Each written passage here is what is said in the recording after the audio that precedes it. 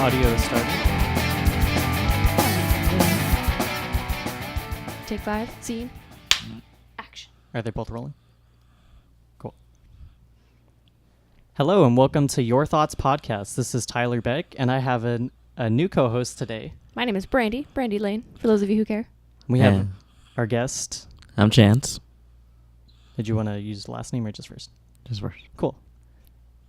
So, Chance wants to talk to us today about, what is your topic? Well, today I want to talk to you guys about basically the trans community. I feel like there's not enough information out there for, everybody who's curious about it or who just wants to know a little bit more. That's awesome. Yeah, it sounds interesting.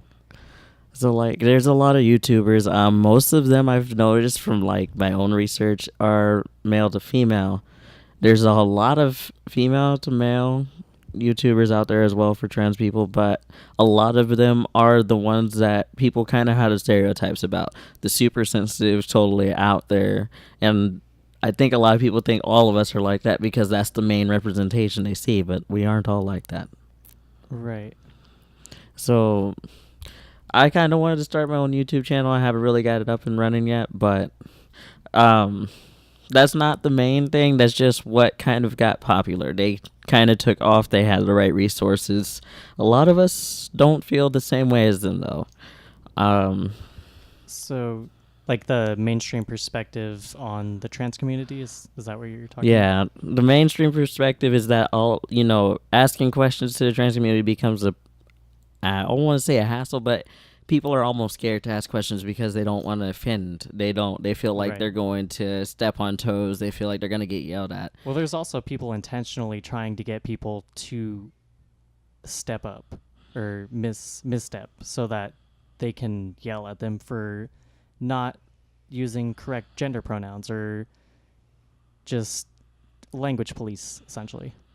Yeah, and I feel like that's a problem, and I've tried to address it as much as I can because I do have some trans friends as well.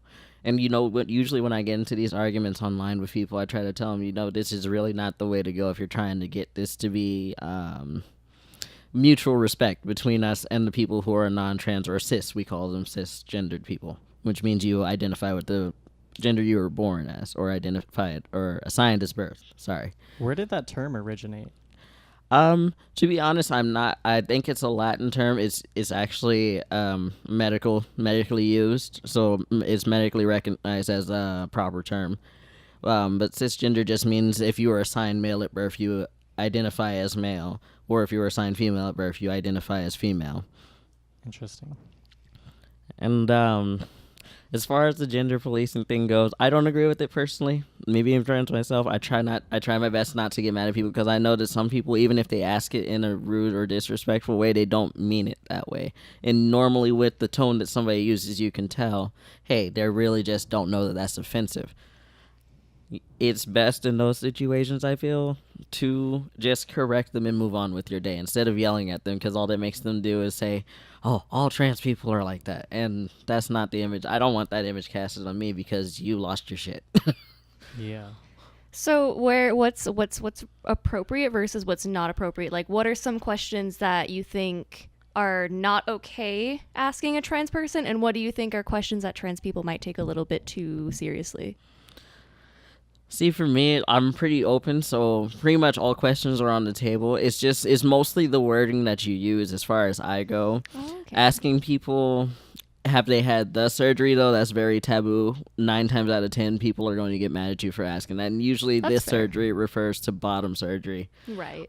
And most people are not comfortable talking about that, especially if you've just met them. That's not really the first question that should come out of your mouth. It's the same. It's kind of the same as asking a dude when you first meet him, how big's your dick? Why would you do that? Or that's like asking a chick, how big are your tits? It's annoying. A little inappropriate, definitely. Yeah. If once you get to know them, if they're comfortable answering those questions, then go by all means ask it.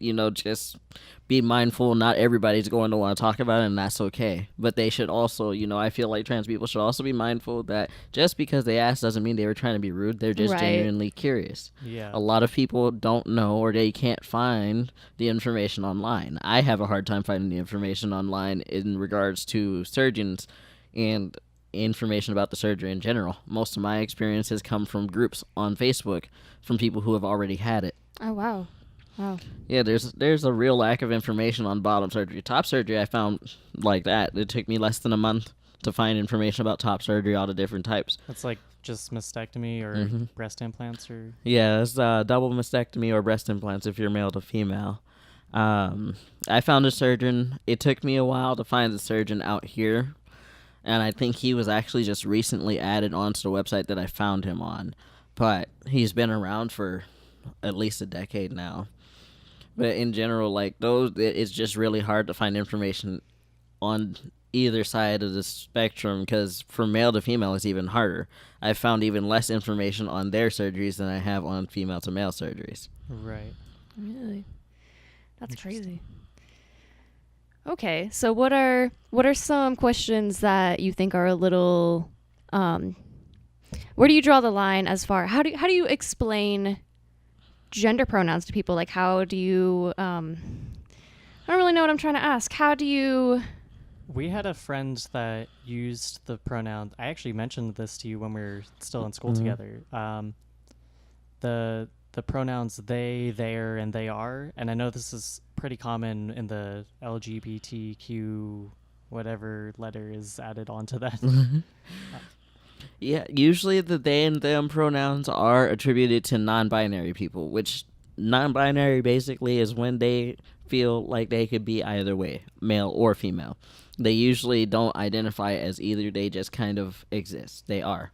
But is that not the same thing as just a boy wearing girls' clothes or a guy wearing boy wearing girls' clothes or a girl wearing boys' clothes, or like wearing makeup, or just the different stereotypical aspects of being a boy and a girl, just switching that? Yes and no, because like the way, and this is just my understanding of it from the way my friend explained it to me. My friend is non-binary. They explained it. They still experience dysphoria. They don't completely identify with the gender they were born at birth. They kind of just exist. It's almost like being agender, which is not identifying as anything at all. They kind of just want to exist. I consider it to be no label, but a lot of them, they still consider themselves trans. So it's those, kind of a line. Like 4 different categories right there: agender, no label, trans, and then you may have only said 3. Well, the no label is not really like, they don't consider that like a gender identity or a gender. Oh. Like that's just my way of explaining it, because that's my best understanding of it. I mean, to me, it is the same. Like, I kind of feel like it is the same, but a lot of them still experience dysphoria. They don't completely identify with the gender they were born at birth. So in ways it is, and in ways it's not. There's a lot of other aspects to it that I'll just never understand because I'm not non-binary. Right. That's fair. So I guess in situations like that, what's the best way for people like that to educate other people on how to use their pronouns, or how is the best way for them to handle it if people don't use their pronouns correctly? Because I've ran into a lot of that, like people that are really afraid to use the pronouns at all because they're afraid they're going to mess up. They don't want to offend anybody, and then when they do come across the wrong way, the people get very, very upset, and it's very personal attack, and it's just way too crazy in some situations. Yeah, I definitely agree. A lot of people tend to get out of hand when people use incorrect pronouns, but I always remind people, even when I make posts on Facebook or when I share things, and this is also going to be, when I actually finally get my channel up, something that I touch on again. But I always try to remind people, everybody that you're talking to in the world may not be aware or understand how this process works. So you can't just yell at them because they got it wrong. They don't know you. Right. Yeah. Most people that you meet in the world don't know you.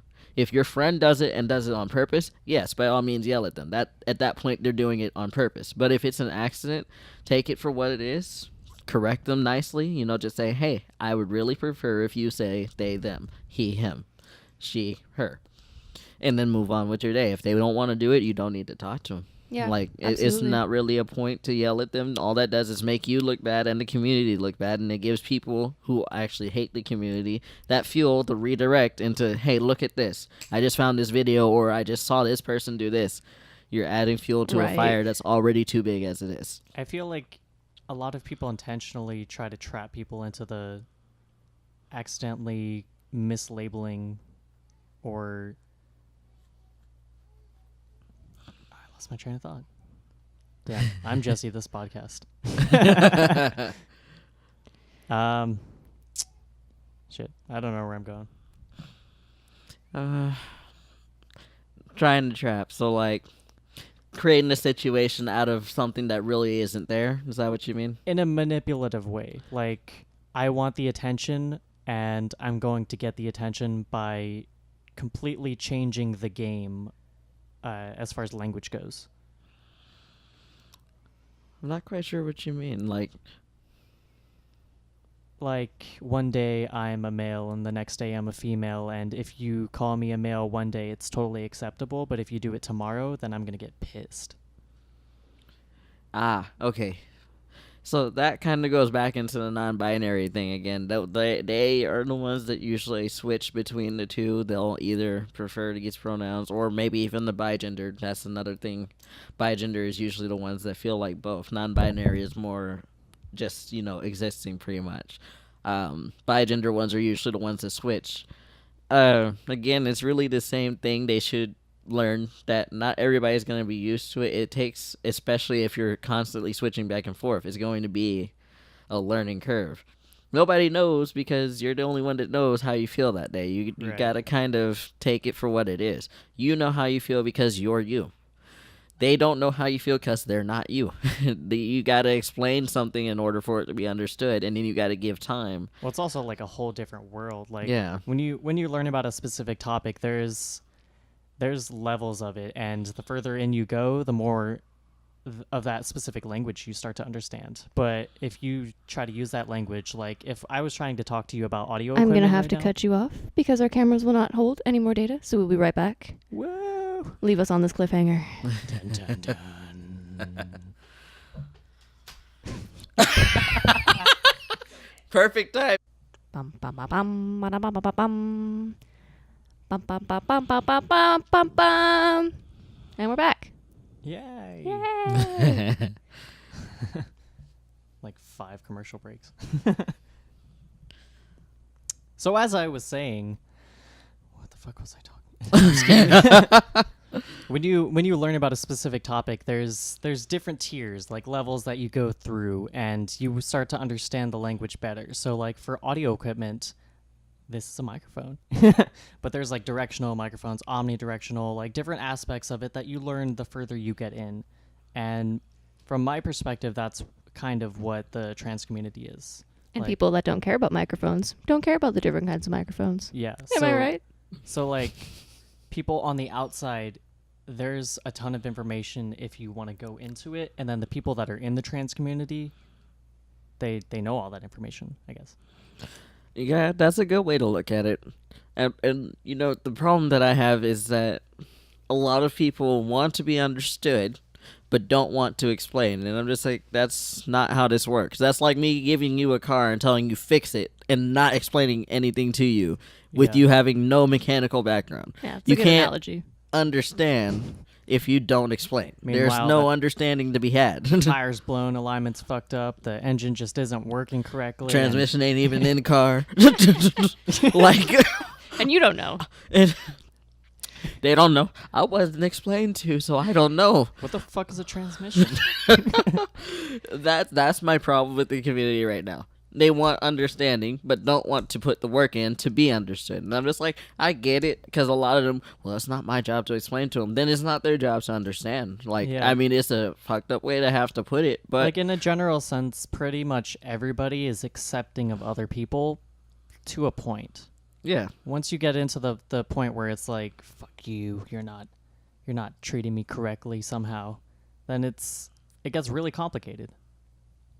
Yeah, and I think a lot of it is that there's a lot of overreactions, because there's some things that I've seen, and I'm just like, that was not worth blowing up like that over. Like, I'd understand if they had called you a fucking tranny and this, that, and the other, but a lot of people don't come out like that. They'll Yeah. ask a simple question like, oh, what's it like being trans, or something like that, and then they'll just go completely off the rails like fucking Thomas the Train on crack, and then there goes the whole conversation. And then when that person goes home, what do you think they tell the people that they know? I tried to ask this trans person this question, they blew the fuck up. Now we all look like we're gonna do that. which is why I feel so bad when I talk to people, because a lot of them they're kind of almost scared to ask me questions, and I'm just like, any question that you have, ask me, because I'd rather you ask and know than try and guess and then get it wrong with somebody else. Right. Well, that's where that meme came from. Did you just assume my gender? That one's hilarious. Or the triggered meme where the lady's just making that face. Or the 72 genders thing where you can be Lord. like a fighter pilot or attack helicopter. You can be I- an attack helicopter. I identify as an Apache attack helicopter, and don't you dare tell me I'm wrong. It's just one of those things, like, I get where people can get mad about it. It's a joke. Like, no. I mean, jokes get made about these things all the time. Jokes get made about me all the time. Like, Yeah. it's really not. People don't have ill intentions more often than not. You It's can tell when they completely- do. It's completely understandable to have your own personal preferences, your own sexuality. Like that's totally acceptable. But like, if you're Jewish and you're like talking to people who are Christian and talking about God, they may assume that you have the same God or something. Like, there's different language, and you have to understand that. Yeah, and I think people kind of forget that part, the understanding on all sides. Like, that's Yeah. not just even in the trans community, but on all sides. I think people forget the understanding part. If somebody says that they're not comfortable talking about that, just understand it and move on. Ask somebody else. Right. At the same time, if they want to be understood, though, eventually they're going to have to start answering questions of some kind. You can't just say, I don't want to talk about it on every question and then expect everybody to understand. Or at least People- ask people what they don't understand about it. Right. I guess. Like, The I mean, only way to something. fix this is conversation. Right. That's what we're doing here. Taking names, kicking ass. I mean, you just got, like, communication is key. It's Yes. just like a relationship. It's just like a friendship. It's just like anything in your life. Communication is key, and if you don't have it, that's why we're going to keep having problems. That's why people are going to keep fighting with each other. Somebody has to break that, they have to break that barrier. They have to talk about it. Right. I'm not saying you have to talk about everything in your life. Like I said, the one question that is taboo, no matter who you are, is really the bottom surgery question. I answer it because I don't care. Not everybody is like me. There are people that are not going to want to talk about it, and that's their right. That's private. That's personal. Yeah. That's a legit personal question. So when people get mad, when people keep insisting on that one, I can understand it.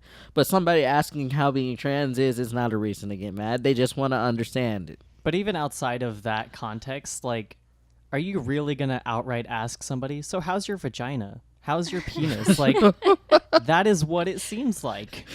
I mean, you'd be surprised. Like, when I Well, first... I mean, my co-host would do that. My other co-host, he definitely would do that, but in a comical way, not like a serious. predator way. You'd be surprised, though. Like, a couple of my friends, when I first came out, it wasn't the first question they asked, but they did ask it relatively soon, and kind of caught me off guard. But, I mean, I'm one of those people, I talk about pretty much anything. You name it, Well, I'll probably as somebody talk. who vaguely understands that, not me personally, but like from that perspective, it is one of the only things that you really know about being trans. Yeah. It really is. There's not a really, like, there's a lot to being trans, but there's not at the same time. It's a relatively straightforward process. You do it, and this is not the same for everybody. I just want to preface that because people tend to get mad about, There's a ton of different levels Yeah. of the spectrum. Yeah, like, for me, this is just my personal journey, but hormones, top surgery, bottom surgery, done. Hormones will be for the rest of my life because that's just how it works, unfortunately. But hormones, top surgery, bottom surgery, done. That's Right. usually the path for most of us. Some of us can't do it because of medical issues or just simply don't want to. Some people do hormones, top surgery, done. Some people do hormones, bottom surgery, done. Some people do any combination in between. Some people don't do hormones at all, but they still get the surgeries, or at least top surgery. It really just depends on the person. So is it still considered transgender if no surgery is in place at all? See, that one's kind of a tricky subject because, to me, the answer is no. Okay. But at the same time, I can't police anybody and tell them you're not trans because you're not getting the surgeries. Right. They may have medical issues because there are some medical issues, some mental health issues that will stop you from being able to transition. the desire is there, but they physically cannot do it. Okay, So it's in situational. that case, yeah, it really depends. If you're just one of those people that says, I'm a boy, but don't want to do anything, like just literally don't want to, in my opinion, how are you trans? I don't get it. And I get a lot of shit for saying that, but I'm pretty brutally honest when it comes to things like that. I guess there's a lot of different situations on it. Like if I were to start putting on baseball caps and just claiming I was a boy, it would be completely different as to if I like shaved my head, started dressing differently, started presenting myself differently, started speaking differently. Yeah. But I guess the keyword trans there would be the transition itself. So I guess that would be the difference between being a transgender and being somebody who identifies differently. Yeah. Has different pronouns, however way that all Right. works. Still very vague. But just like putting on a hat and like dressing like a boy could also be stereotypically like a lesbian, Yeah, true. not necessarily trans. Yeah, it just, I don't know. It's really, it's like, it's a tricky subject. And this is the part that catches me the most shit in the community. Like, I'm just going to put that out there. I get a lot of shit because I'm typical super masculine, likes sports, likes fishing, likes the outdoors, likes, beard, wants to have the muscles, all of that. And I get a lot of shit for being super, because they call it toxic masculinity. And people go screaming this in the trans community and it drives me nuts because I'm just like, just because it's not you doesn't make it toxic masculinity. It just means I'm more manly than you. Get over it. Yep. That's the thing that drives me nuts because I'm just like, everything is not toxic masculinity. If that's the case, then Ellen DeGeneres is toxic masculinity. What are you gonna do now? Right. She wears a suit. There it is. Toxic masculinity as defined by you. That's like the one thing that's like crazy because I'm just like, you can't just call everything left of you or right of you. I think that starts a whole different conversation too, because I know we're kind of hitting a stage where everybody's questioning the importance of masculinity and like rather or not embracing that masculinity is a good thing, or whether you should step back from it, be a little more emotional. And so people that are transitioning, becoming male, trying to embrace that masculinity, I think they're getting attacked for it because we're kind of almost trying to abolish it. Yeah. You're either not sensitive enough for a man or too sensitive for a man. Yeah, and that's kind of like the catalyst in the trans community because they're just like, oh, look at him, doesn't show emotions, toxic masculinity. But then if you cry too much, then you're a pussy. Like, I'm just like, Yeah. bruh, I'm gonna need you to get your shit together. Like, which is it? You can't just have you can't have your cake and eat it too. So I always tell people, I'm just like, unless you want an argument with me, which I'm an Aquarius, so this is gonna go on for years and years, and I'm not gonna let it go.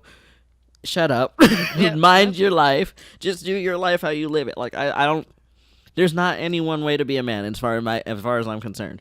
If you're a man, you're a man. If you're a woman, you're a woman. Like, whatever that means to you, that's what it is. Like, I think people should stop trying to police other people's lives and just learn to let live. It's not for you, so don't do it. It's like we conceptually just live by stereotypes. Yeah. And I mean, stereotypes in themselves are not bad, but they're not entirely inaccurate either. Yeah, that is also Which true. is really funny sometimes.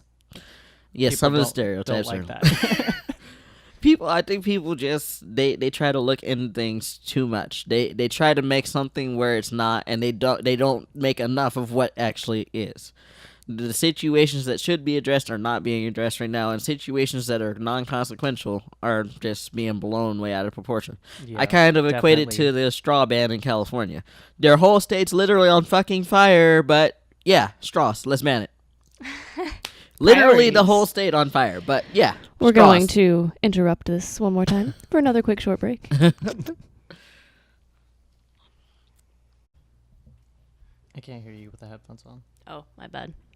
I had to be in the microphones to be heard. Yep. Yes. Yeah.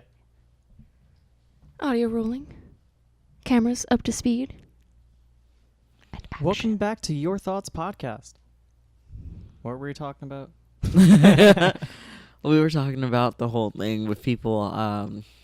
Well, the last thing I left off on was the straw ban in California. Literally the whole state's on fire, but yeah, sure, let's ban straws. Oh, because yeah. that works. It's kind of like... Well, I mean, that's something that should have happened a while ago, though. Like, we've gotten, like, biodegradable straws before, and apparently that's not a common thing to find, which is weird. It really should be a common thing, though. It makes sense. It's honestly cheaper, for one. Two, it causes less waste. I mean, there's a lot of benefits for it. That's what I think is really wild about Starbucks banning their straws. Like, Starbucks would have been the absolute easiest place to adapt decomposable straws. What a concept. And then we wouldn't have all these conversations about how people who need straws, like people that are disabled, they have a hard time drinking out of the cup, whatever the reason may be that you want to sip on your latte. No, you can't. No straws. Too bad. Sucks to be you. Yeah, I don't know. It's just one of those things I don't understand because I'm just like, bro, like, you have all these resources that you could have went with, had all these laws that you could have made. You could have tried, maybe putting out the fucking fires in the state that are happening. Let's not forget Flint, Michigan still doesn't have clean water. That too. I just don't get it because I'm just like, it's not like you don't have the money. You know that there's a crisis going on in the city. It's not like you can say you don't know. Well, Flint actually doesn't have the money. Well, they do, though. That's the thing, though. They spend all this money on other crap, and I'm just like, so if you had the money for that, why aren't you fixing the water? The water seems a little bit more important than whatever sports team you just spent the money on right now.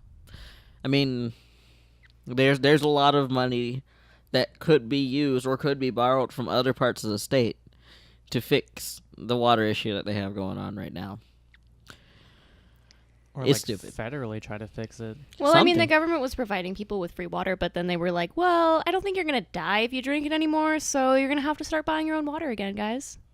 Yeah, that lasted all of a few months, I think. Yeah. Maybe like 3, and then they quit. And it was like, oh, how helpful of you. I can't even imagine. No clean water. Arizona tap water sucks, and it's still 100 times safer than whatever Flint is dealing with right now. Well, yeah, because we don't have fucking lead pipes. Yeah. Like, I don't know what dumbass thought that was a good idea. You know what? Lead leaks into water. Let's make the pipes out of it. It may have been infrastructure from before when we didn't understand. Like, we only realized that, I think, in the 70s or 80s. True. Same thing with the asbestos. Yeah. Trump signed to put that back into the walls and stuff. Yeah, that sounds like a really good idea. Yeah. Oh, 40,000 people die a year from that? Let's put it back in the walls. What? It just doesn't make any sense. Like, I'm just like, so anything that doesn't make sense is what your guys are going to be doing. Cancer for you, cancer for you, cancer everybody gets for cancer. You, cancer for me. Check under your seat, cancer. Oh, my God. No, I know you wanted to talk about the Art Institute. Yes. Let us talk. So, a little bit of backstory.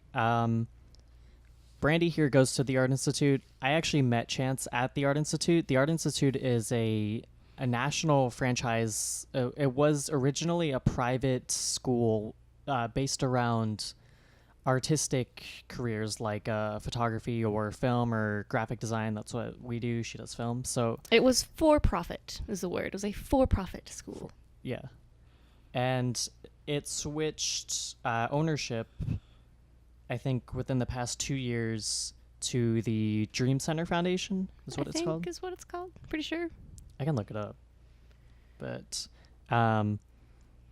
so throughout that transition, it seems like they evaluated the financial structures of each school and the student flow and decided we're going to close a bunch of these locations. And I guess Tucson already closed. I didn't know that Tucson even existed, so I don't know how long ago that one closed. But the Tucson campus closed about 3 years ago. So it was like everybody from Tucson, Arizona was transferred over to the Art Institute of Phoenix, and I had classmates that were driving from Tucson to Phoenix because they could not get in a better living situation. And so they would just try to pile all their classes into one day, only for a year later them to be told you can't come to this campus anymore. Yeah. That's crazy. So the Art Institute of Phoenix is closing along with like 10 other locations. I think it's a total of 18 locations that are closing. We can actually pull up a list just so you guys understand the gravity of this. It's really complicated too. There's a lot of so it leaves people like Chance here in a situation where, or Tyler, where there is a degree involved. I graduated from here. Here's my accreditation, but the school doesn't even exist. And then there's people like me who are in the middle of the degree. I've spent 2.5 years, 3 years trying to get this education that I'm going to be told none of my time was worthy for. If I go to other universities like ASU, they only accept minuscule amounts of those credits, and it's just a huge waste of time. A lot of us are kind of sitting in limbo. Yeah, and then the other thing is when they give you the tour, they make it sound like they tell you all these great things. They tell you about how it's an accredited school and these credits can transfer anywhere, but it's really a lie. They lie to you during the tour, and then they lie about lying. Like it's I don't want to say that it's malicious, but I think it's just one of those things where the person who owned the school did not have good intent with that. Most of the credits do not transfer. That's the first thing. The second thing is the degree is not viewed as seriously as, say, if I went to ASU for the same thing. If I went to the ASU Tempe campus and went for a graphic design, I would be viewed much better than if I have the degree from the Art Institute of Graphic Design. Which is so crazy because the Art Institute has a lot more hands-on stuff, which is why students end up going there in the first place, only to be told, Yeah, it's not good enough. Yeah, here is a full list of the schools closing. The Art Institute of Charlotte, the Art Institute of Charleston. Oh, wait. Okay, I'm not sure what these Colorado, Fort Lauderdale, Indianapolis, Michigan, California, Art Institute of California, Inland Empire, Tennessee, California, Orange County, Philadelphia, Phoenix, Portland, Raleigh, Durham, California, Sacramento, California, San Francisco, Schaumburg, Illinois, and Washington. Art Institute of Atlanta, I think is what it is. Atlanta, Washington? Georgia. Well, it says Art Institute of Washington. You can actually, for those of you listening or watching, you can simply Google search Art Institute campuses. It will pull up the Art Institute page, and it will let you know all the campuses that are there. There's a cute little asterisk next to all 18 locations that will no longer be there by the end of the year. Yeah, and there's a ton of information online as well about what the students are having to deal with about this. It's okay. Got cued by our camera op. It was a little startling. What the students are having to go through, because these locations are closing and they are offering like 50% off to go to another location to finish out their degree. So it's 50% off specifically the rest of the credits they have to pay for. But some of the credits don't transfer over, like from Art Institute to Art Institute, which is ridiculous. Not only that, but those students that cannot get in a situation, like the closest to Phoenix would be Seattle, Washington, or Las Vegas, Nevada. So you would have to move out of state in order to go to these campuses, because many of the programs that they have do not have the option to take it online. So for those people that cannot move to another state to continue their education with the Art Institute, they have to go to another school. And the Art Institute's only offering a $5,000 grant for those people that transfer to other schools, which isn't going to work because $5,000 isn't going to cover all the credits that we're going to lose trying to transfer to another school. It doesn't even cover a fraction, honestly. It'd be an entirely different degree if you went from the Art Institute getting a bachelor's in graphic design to go to ASU and get a bachelor's in graphic design. First of all, it would cost less than it did at the Art Institute. But second of all, those credits, probably none of them would transfer. I don't think any of them. I think the only ones that transferred were like the core classes, like English. Yes. Basically, the stuff that's pretty much recognized worldwide. Yeah. The classes that are mandatory. I had a friend who went to ASU for, I believe, a bachelor's in graphic design, and he had very different classes than I did. So I don't think it would even transfer. These students are in limbo because the school isn't giving answers, because the school has no idea, because the center that bought them isn't giving them any information either. So like teachers are leaving, teachers are trying to help students finish out their classes. Some students who were told that they could graduate by the end of the year now can't graduate because some of the classes aren't even available anymore. It's a mess. What was your life at the Art Institute like there, Chance? Oh, Lord. That school, let me tell you, I went through it with them. I went to the Art Institute, and like I said, they give you this tour, and they tell you all of these great things about how the credits transfer and how it works, and the accreditation, blah, blah, blah, so on and so forth. Well, I go to the school, it's pretty great. They teach you a lot, you learn a lot, and I did learn a lot while I was there, got some tools and all of that. And, let me just put in, like, it was a good school. Like, I did learn everything that I needed to learn for the graphic design field. And I got a job right out of school. They never gave me my diploma or degree for some reason. That's a whole nother conversation altogether. But I did graduate. I had the ceremony and everything. Like they taught me the fundamentals of my major. Yeah, and it's not to knock them. Like Tyler said, it is a really good school. They do teach you what you need to know for that major, but the part is the communication is not there. When they tell you one thing, is not exactly as they say it is, and that was my problem with the school. Because I'm just like, it's great that I have all this knowledge, but it doesn't transfer over, so that doesn't help me in the future when I have to start completely to crap over because you didn't tell the truth. Yeah, they will full out completely lie to you. And we'll take another really quick break, and then we'll continue talking about how the Art Institute likes to lie to their students. There we go. And we're back on this beautiful, sunny Sunday. Sunday. It's too damn hot outside. It's been nice though because it's been raining. How hot is it? How high is it?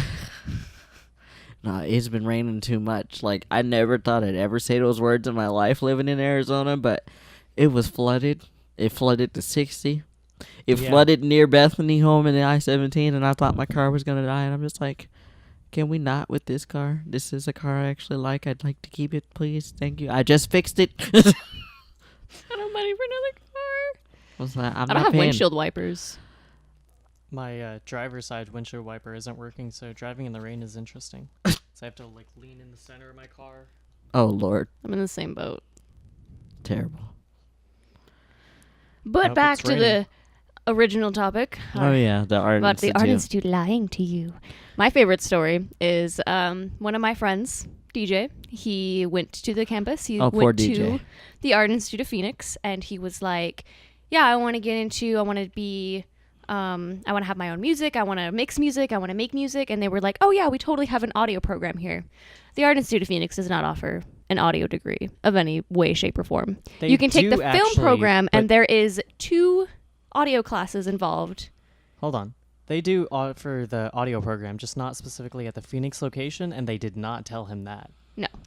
And that's where the little bits and pieces, whatever they possibly can to get you into their campus. That's why I didn't do it. I would have done that. Yeah, that's always bothered me about them. Yeah, they say what they can to get you to kind of go in there. And my problem with Art Institute, why I ultimately ended up leaving, because I did not finish my degree. I left around the end of 2016, early 2017. I was gone by January 2017. That's pretty much where I would stand at. But I had a class with a teacher, I'm not the strongest at graphic design. Like, I like it, but I'm not the strongest. I need practice. I need work. But he said basically if I don't, I have to fix this, and this on my project. So it was 3 things I had to fix on the project. And he said if I fix that, you'll get a passing grade. So I went and fixed them exactly the way he said to fix them. And his response to me was, that's not what I said. So basically he told me one thing and then he baited and switched. So I argued with him for a solid probably 30 minutes to an hour, and then I was done with it. And, just for privacy purposes, I'm not going to say his name because it's not like, I don't have any ill intent towards him or anything like that. I don't like being lied to. If I'm going to fail, just tell me I'm going to fail, and I'll deal with it whatever way I could. I probably would have finished out the rest of my year and got my associates if he would have told the truth. But because he lied, I just got done. There were too many lies going around through the school for me to be able to entertain that. And after that point, it was just, I was irritated. I think the school has a weird structure to it, and it's a really weird structure, and I say that because it's like they teach you everything that you need to know, but they don't really teach you how to apply it. Like, you'll be given projects, you'll be given so much free range on how to do these projects, and then there's a lot of people that have cookie cutter like projects where it's very basic, like the same old thing you see with every single student. They make a logo that's exactly like the same. They make a film. It's them getting something out of the vending machines downstairs. There's no creativity to it. They don't really tell you how to apply yourself. They just give you the tools. And that makes it really hard. I'm very sad the Phoenix campus is closing because, man, I would have been the best filmmaker to graduate there. There's, me and, 3 or 4 other people I could be like, yeah, we're going to make movie-worthy films because the rest of you suck. I don't have that anymore. That is another big fault of that campus, because they'll give you a project and they'll tell you you can't do it like this and you can't do it like this, but they don't tell you how or what level of creativity they want you to add on to it. So then at that point you can kind of slide by, because I'm not even gonna lie, I kind of slid by on most of my projects. I would just do bare minimum. And again, that's Most where I students say, do. I mean, people can kind of just slide by doing their, living their best life and doing average work. And that's not really going to apply. When you get into the actual field, you really think somebody's going to watch a movie that you barely put effort into. Like, Right. it's that you may make some money because people thought they were going to see a good movie, but guaranteed once they leave the movie theater having seen that mess, you're not going to make any more, because they're going to tell their friends this was a waste of money. It won't even Yep. make it to the theater. Or that. Straight to video. Straight to DVD. It's just a YouTube channel. They don't even have a theater for it. Or They can't even afford the blank DVDs. It's just kind of crazy, because I'm just like, you're tasked with the responsibility of teaching these students and putting them into a field, but you don't give them any direction. It's kind of like, again, it goes back to the car thing. It's like giving somebody a car and telling them this is the gas pedal, this is the brake, but not telling them how to steer. Yep. Howard, that's not going to work out. Or like telling you how to use the car, but you've still never been inside the car Yeah. before, so you know how it works, but You it don't takes know where driving the car Yeah. to get a good feel for it. Or it's like not telling them about the gas part, where they have to actually refill it in order for it to work. Like They don't tell you the oil needs to be changed, Right. so all of a sudden your car stops working after 3 months. Like, it's just these things. You got to put the whole thing together for them. You got to let them know you're going to have to do your scheduled maintenance. You got to put the gas in the car. This is the gas pedal. This is the brake. If you're driving a standard, if you're driving standard, this is the clutch. You need to do that before you shift gears. Otherwise, you're going to make the car stall. Supposedly what ended up happening with the art institutes is it was the attendance rate and the fail rate. There was too many students failing, and so they weren't, their attendance was going down. There were people leaving the art institute because it's so badly structured, and I think teachers just started, passing kids. Yeah, but one of the you turn this in, concerns- so you're passing, and it just gets worse and worse when... One of the concerns about how they did attendance is if you miss 2 days, and these are weekly classes, you only have 1 day a week, but it's a week to fill or complete your project or something like that. It's usually project based. So if you miss, and there's 11-week classes, so 11 classes, if you miss 1 because you have something going on, and then you have 2 because you had something going on, the third one, you're dropped. No questions asked. That's not how other colleges work. And I think, it puts a lot of unnecessary stress on the students, because now they have their tasks, because it's not like regular school where you can just bullshit your paper and be done the next day. It's not like regular school where you can just be like, I'm just going to copy my friend's test or what. It doesn't work like that. You're doing art projects. If you copy other people's work, they take that a lot more seriously than you copied your friend's paper. You can't really even copy that much unless it's bookwork Yeah. as well.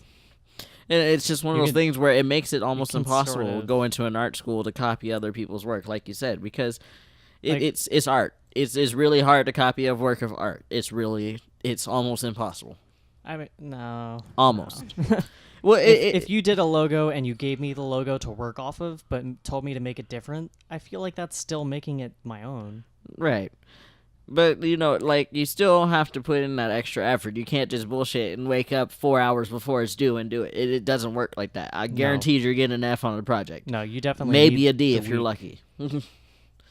It's one of those you have to actually put time into it. So when you put that stress on people when they already got real life stuff going on, and then you have projects where you can't,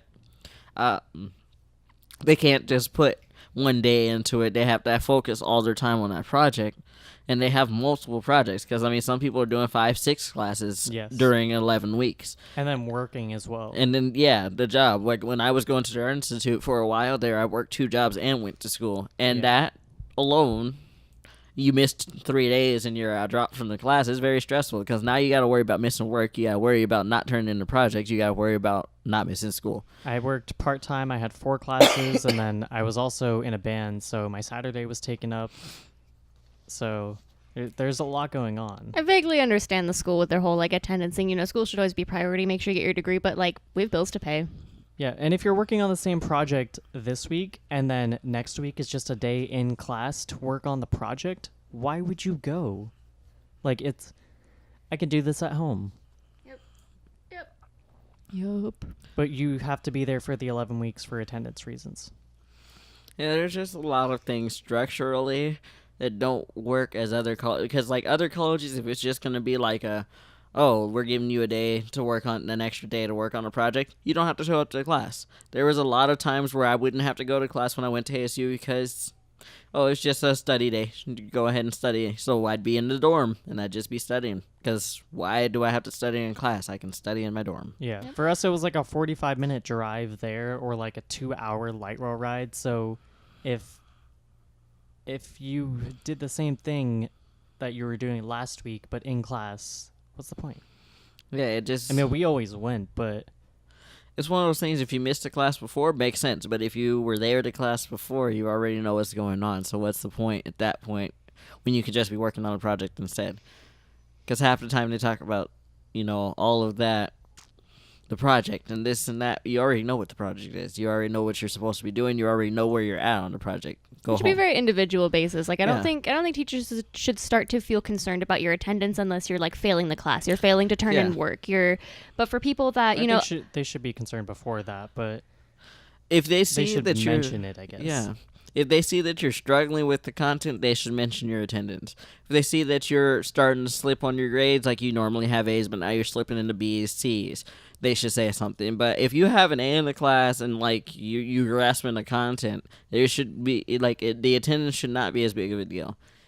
Like you're already grasping the content. You got a good handle on it. You always turn in your work on time. There's no reason for you to we're just doing a study day. Why am I here? Especially for those of us that are trying to freelance, some of us don't do very well in a big classroom setting. It's very easy to get off topic. It's very easy to goof off. Whereas if you're at home and if you're at home, you're in your own world, great, fantastic. You can get a lot more work done. But a lot of people have a hard time keeping up with it in class. So It's a very individual basis. So some people do better in class. Do what's best for you. Yeah, that was kind of my little stint with the Art Institute, though. There's just a lot of things that they could have done better, and I'd say if they were ever to reopen or if they were ever to create another school similar to the Art Institute, those would be things to look out for. Just structurally, they could have done better. Like Tyler said, it was a good school as far as what they taught and how, they gave you the tools. But they should focus more on giving you direction, too. You can't just give somebody all the tools and then say, here you go, and then push them out. You got to teach them how to do the stuff. We're going to have to take another break. That wraps our Art Institute conversation. Recording.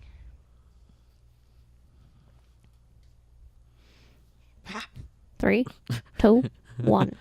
Action! 12. 15? 92? 24. You want to know what's better than 24? What? 25. Not my good noodle star. Not my good noodle star. And we're back. So Chance wants to talk about the underlying racial tension that has bubbled up to the surface in the United States and potentially globally.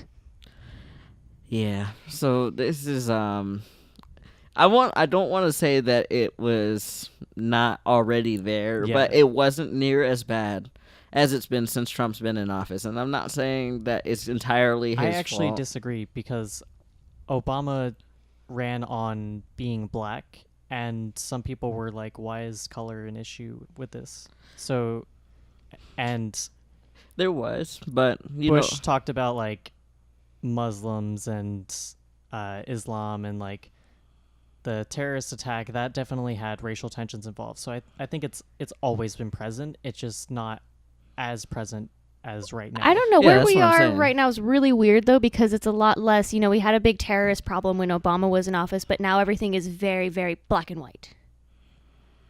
Yeah. And it's really weird. It's like we're not talking about it anymore. Like it's just straight. I think it's more like we're talking about it way too much. We weren't really talking about it before, and now we're trying to bring it to attention, which is making it a lot worse in some aspects. I think it kind of ties in with the whole trans thing. People are blowing it way overboard, more than it needs to be. I'm I not agree saying with it that. doesn't need to be addressed, but people are just, everything's a race issue now. I'm just like, Yes. no, it's not. You guys with this, like, I mean, literally like the black and white thing that you're saying. Either it's, oh, toxic masculinity now is, no, it's because I'm white. It's because I'm black. Yep. No, it's because you're a fucking idiot. It's because you're an idiot, Jan. It's because you're an idiot. It's just one of those things people are kind of, You're the one bringing Right. the race into it, not me. You. it's just getting a little bit, it's crazier now because just recently they had a white nationalist rally near DC, and they gave them a private subway to go in because they were worried about harassment. Now that's the part a lot of people don't know, Weird. and that is what I'm saying. I'm not saying that it wasn't present before; it was very present before, but now it's getting to the point where it's almost acceptable for people to act this way. It's almost acceptable for people to trash things because, you know, Black Lives Matter, and it's almost acceptable for people to be racist because white power. Like it's becoming a It's thing because tribal. people are trying to do too much now. Is there's so much division between everything, and it's like you guys are making a problem where there wasn't as much of one before. Meanwhile, They're- the general population's just watching, like, what the fuck is happening? Yeah, like I Like, mean, no. yeah, it is really crazy because watching this, people are focused on the wrong shit. Yeah. That's the other thing. And they'll say, oh, well, because there was this thing in Walmart. This woman had went to Walmart and the black hair products were locked up. And she was like, look at them being racist. And I'm just like, no, it's because that's what gets stolen the most. I've seen white people stealing this shit before. It's not a race thing. It's literally that product is the most stolen. If you go to a Walmart, no one Walmart has the same shit locked up. At Yeah. my Walmart, they had all of the colognes locked up. At the other Walmart just up the street, they had all of the hair products locked up. At the other Walmart that I live by, they have the makeup locked up. Yeah. It depends on where you go. Every store operates differently, and it's based on that area and what's stolen the most. Yes. Like, there are just things that it's people are making a race problem out of nothing. People should be more focused on the nationalist thing that just happened. Yeah. That should be a definite race thing. That is there's literally their whole basis for the group is a race. But when it gets to, like, Antifa attacking those people for that view that we all already agree is not okay, that just escalates it further because Further, they feel yeah. validated. They feel like, oh, I'm correct because these people are angry at me for having this view.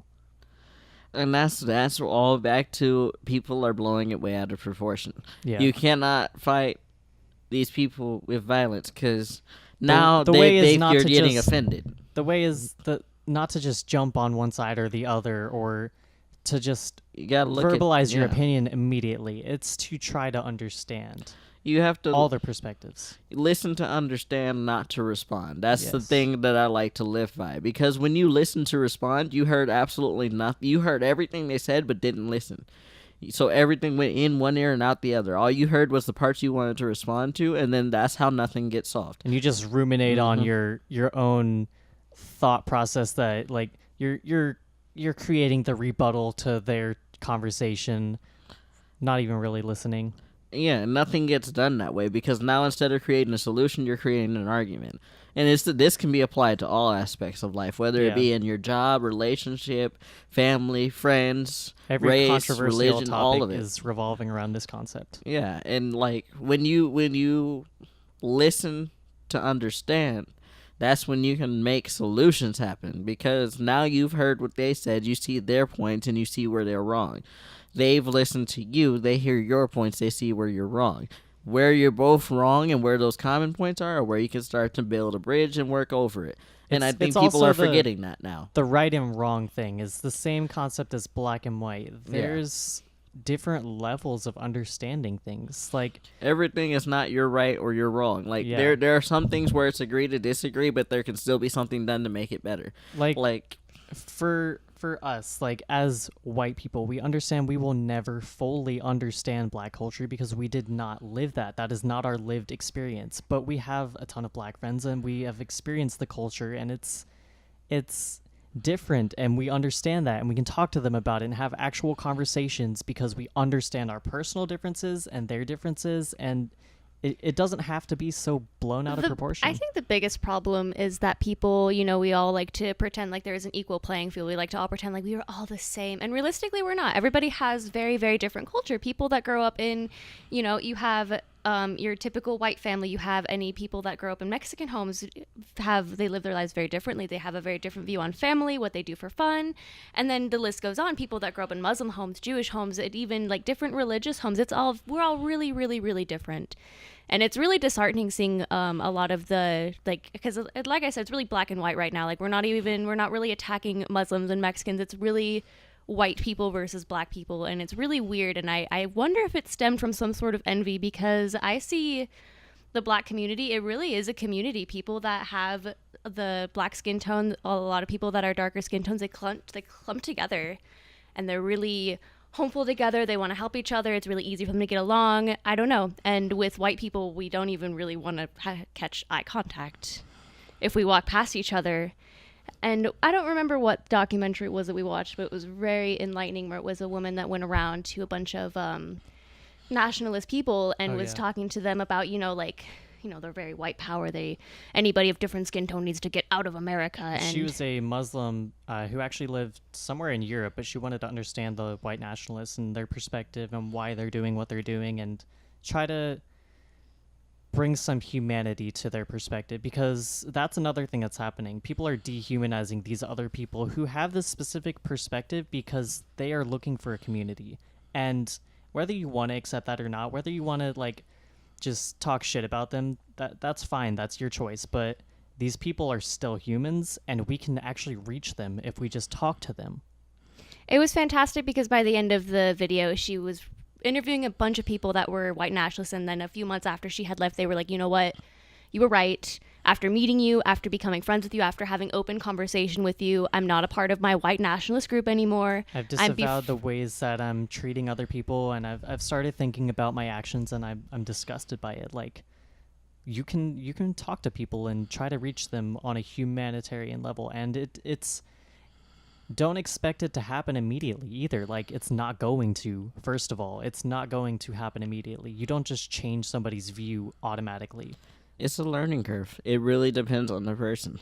Some people, it can be radical like that instant. Other people, it's going to take time. But the way you're not going to change it is by yelling at them. The way you're not going to change it is by just yelling at each other, arguing back and forth. You're wrong and I'm right. It's not black and white as in the racial color thing. It's black and white as in the conceptually black and white. This is black and white. No, there's a ton of gray area. There's really a lot of middle ground to cover, and I think the sooner people start realizing that, no matter what the subject is, the sooner we'll make progress. Yes. Because a lot of people, they're stuck on, well, I'm Democrat Christian versus a Republican, or I'm a Christian versus a Muslim, or and people, my God is right. My sports team is the correct one. It's tribalism. It is pure tribalism. We're devolving into tribes, which is not progression. That is the opposite of being a progressive society. I mean, we're literally going back into almost caveman era shit. We literally are. Because this is my tribe and it's right. This is my tribe and it's right. Well, we're going to fight about it until we die. And that's literally what's happening. People are out there dying. People are out there getting hurt because instead of talking it out, instead of reasoning or agreeing to disagree and going separate ways even would be better than what's going on right now. Yeah. Because a lot of people are just looking for a fight. They're just looking to cause trouble. They're just looking to say this and say, I'm right and you have to be wrong because I'm right. No, there's a lot of gray area. You can still be right without anybody else having to be wrong. They just might need to adjust a little bit. Yeah.